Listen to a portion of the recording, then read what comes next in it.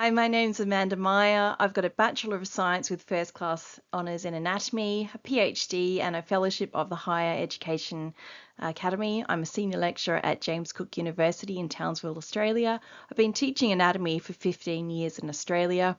I'm a first-generation academic from the middle social class, cisgendered, have hidden disabilities and have white Celtic ancestry. My name is Eiman Abdel. So after finishing my bachelor degree in medicine, I got master degree in anatomy and then also PhD in anatomy. I am a reader at Queen's University, Belfast in the United Kingdom. I work in the Center for Biomedical Sciences Education.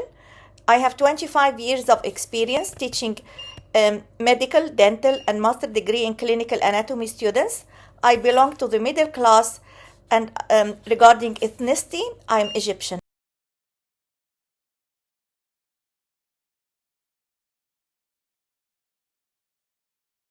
My name is Rosemary Vasilinas. I have a bachelor's, master's, and PhD all in anatomy. I'm presently an associate professor at Zucker School of Medicine at Hofstra, Northwell in New York. I have about 15 years of teaching anatomy, both in Nigeria and the United States. First generation academic from the middle social class, cisgendered, able-bodied, and of Black and African ancestry, specifically Nigerian. My name is Şahi and my pronouns are she and her. I'm a lecturer at Karadeniz Technical University in Trabzon, Turkey, with 18 years of experience teaching anatomy. I come from a middle social class background and am my first generation academic in my family. I have white ancestry, being born in Turkey. I have also some hidden disability. So I am Professor Dr. Sarun Koirala from Nepal, and I have been teaching learning experience since 14 years, and I belong to the middle class family, first generation, and indigenous Aryan. My name is Haley Nation. I have a PhD in anatomy and teach at UT Health San Antonio in the United States. I have approximately 8 years of teaching experience.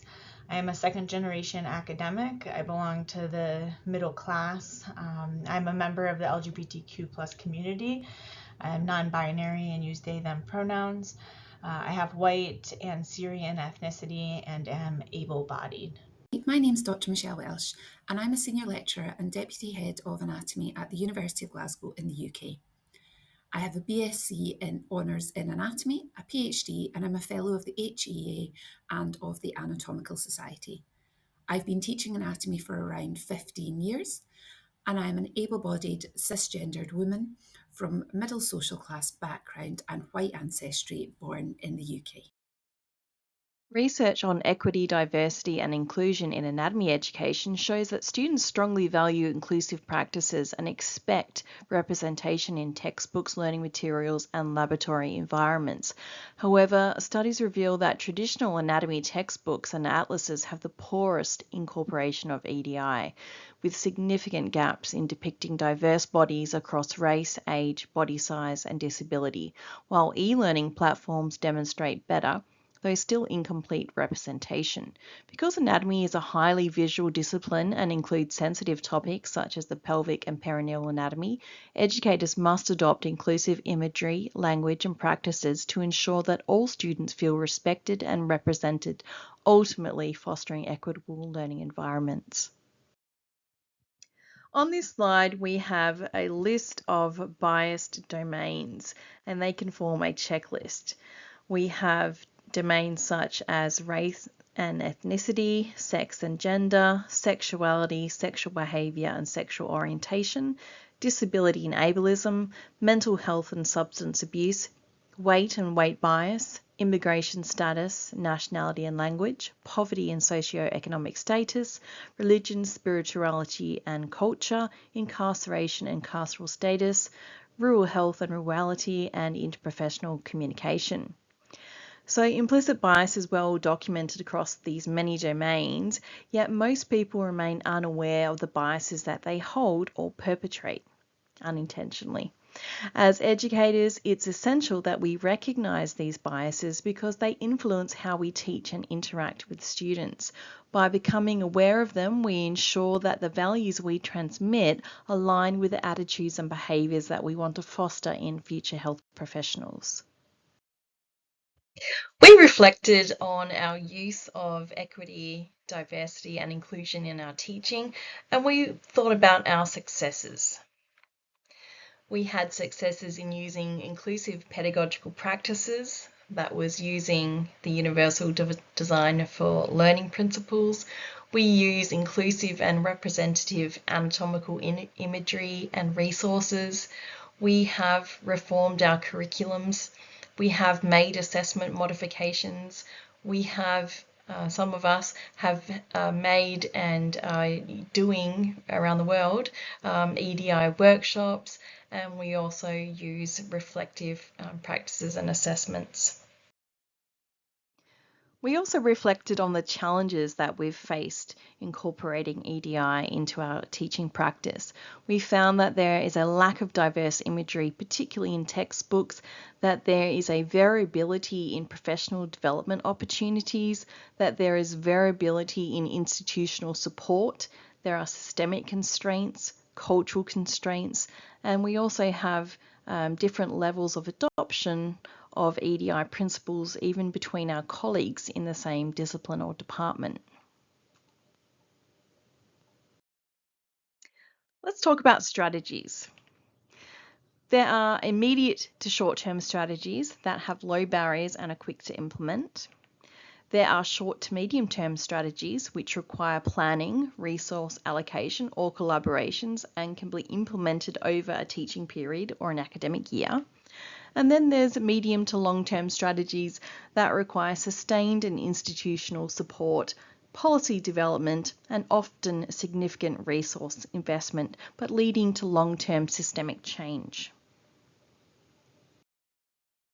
So take a snapshot of this slide. So here are 5 immediate short-term strategies, like acknowledging the hidden curriculum, diversifying your teaching material, using EDI inclusive language, ensuring that you're using accessibility, improving classroom interactions. Now, short to medium term strategies. Incorporate or integrate EDI into your curriculum and your assessment. Implement staff development and training. Enhance resource accessibility and diversity. Deliver an inclusive practical lab experience. Demonstrate ethical transparency and practices. Now, medium to long-term strategies. Seek feedback and continuously improve. Embed institutional policy and advise on procurement of EDI responsive things. Co-produce educational materials with low visibility or marginalized groups, foster reflections between staff and students, and embed EDI in all aspects of the curriculum. Let's go through a checklist. Do you use inclusive language? Do you explain the difference between sex and gender? Do you incorporate intersex instead of only male or female binary? Do you call it genital anatomy instead of reproductive anatomy? Do you explain cis and trans genital anatomy? Do you explain the difference between race and ethnicity? Do you incorporate individuals of differing physical, mental, emotional, social ability, weight and body shape, religion or spirituality, locality, urban versus rural, ancestry, socioeconomic status in your teaching materials? And do you incorporate the Universal Design for Learning principles in your teaching? Pop in the chat. How deeply are EDI principles embedded in your teaching?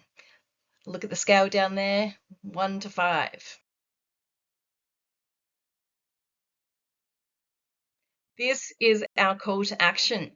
Join the movement for inclusive anatomy. Embrace these evidence-based strategies and collaborate with your peers to systematically embed equity, diversity, and inclusivity into every facet of our discipline.